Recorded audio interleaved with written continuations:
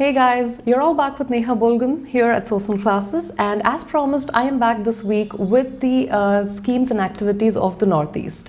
This video is a continuation of the previous week's video where we've discussed about the tribal compositions of the Northeast states and the organization set up by the Ministry of Development of the Northeastern region. While today's focus is going to be about the list of these schemes, their objectives, and the way forward. As recently stated by our Prime Minister in the meeting, which is the Nidhi Forum for Northeast, he has stated that Northeastern region is at the heart of our Union government's Act East policy and is the priority of our government. Taking off from these, the Niti Aayog, the Northeastern Council and the Ministry of Development for the Northeastern region have all come together and proposed a concept on which the tribal welfare schemes are based upon, which is announced as HIRA, which is spelled out as HIRA and is the abbreviation of highways, inland roadways, railways and airways, which has its emphasis majorly on health, education and skill development of the region. Now, from amongst the major and the various schemes introduced in the Northeastern region, the ones that are focusing on the tribal development are mainly around the concept of HIRA, which, as I said, is highways, inland roadways, railways and airways. And also focuses on improving their infrastructure and connectivity through schemes and activities like the Northeast Special Infrastructure Development Scheme, which is placed for around the period of 2017-18 to 2019-20. It has 100% central funding being granted to nearly 22 projects relating to water supply, power and connectivity, enhancing tourism and social infrastructure. While next here we have the non-lapsable Central Pool of Resources Scheme, which is also called as the NLCPR Scheme. But after the introduction of the new central scheme of NESID, which is the Northeast Special Infrastructure Development Scheme, has taken up the funding under the NLCPR, where both schemes work with similar objectives, filling up the gap in the infrastructural sector of the Northeastern region. Nevertheless, the funding which has been currently or previously has been sanctioned for the ongoing projects under the NLCPR, that is the non-lapsable Central Pool of Resources, will be continued until 2020 for their completion. Next is the Northeastern States Road Investment Program, which is being financially assisted by the Asian Development Bank and has been agreed and signed in 2014.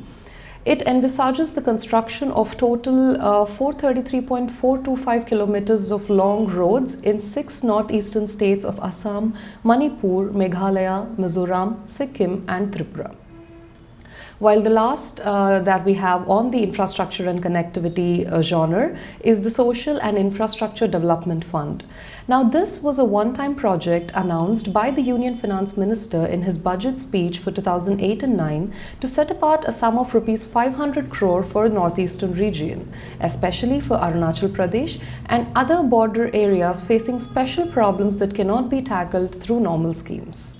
Moving ahead, we have the tribal subplan with the objective to ensure improved socio-cultural and also economic living standards of the targeted tribal populations and protecting them against exploitation. The infograph displayed on the screen delivers colorful details of role descriptions of the tribal subplan and also its funding sources.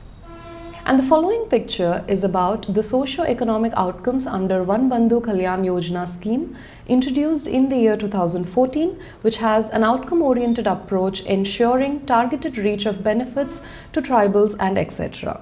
Now, these generic provisions such as the tribal subplan, the ITDA, ITDPs, which are the Integrated Tribal Development Agencies, the programs, the Van Bandhu Kalyan Yojana and the Forest Rights Act 2006 have already been discussed in detail in our previous videos on these series, that is about the state-wise tribal welfare schemes of the Government of India, which I suggest you all to revisit for a quick revision.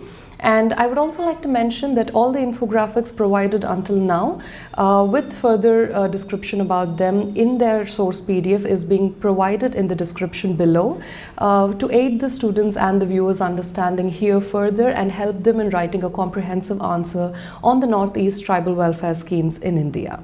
Now, understanding and having a brief view about the organizations, the schemes and other generic constitutional provisions in place for the development of the Northeastern region, let us go ahead into analyzing the schemes in place and also suggesting and discussing the way forward to improve the efficiency of these schemes. The multi-policy measures taken by the Government of India to protect and support the tribals are majorly plagued with ills which are threefold, such as the reach, execution and monitoring. Under reach, we have the severe exclusion of many six schedule areas due to their large proportion of tribal populations, which seems unfair and is leading to severe annihilation of the tribes from getting the benefits that they are truly deserving. Next, here we have the execution, where the lack of research and development going into the policy framing is not leading to the exact execution and target reaching of these schemes. Next, we have the monitoring, where there is this lack of supervision and no impact monitoring accompanied with no review meetings of the officials held. Keeping the above criticisms in mind, the way forward or the recommendations here are to consider the qualitative needs of the scheduled tribes into policy framing, which will in return encourage the use of research and development into scheme designing and execution. Second, here we have the physical and social infrastructure facilities, which constitute majority of the infrastructure schemes that we've discussed thus far. And next, here we have the capacity building for the sustainable livelihood solutions, which again focuses on the human resource development. Lastly, we have these major potential sectors in the Northeastern region, such as the handicrafts, the tourism, connectivity, forest produce and etc., which have high potentials of inducing major employment and consequent development of the economy.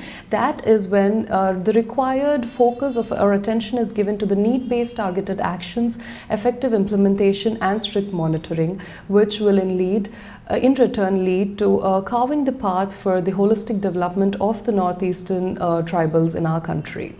With this, I wrap up today's sessions about the tribal welfare schemes on the Northeastern region. Hoping that it has added to your learning, I, Neha Bolgun, take your leave. But do not forget to visit the website www.sosinclasses.com for any further doubts, and do like, share and subscribe. Thank you.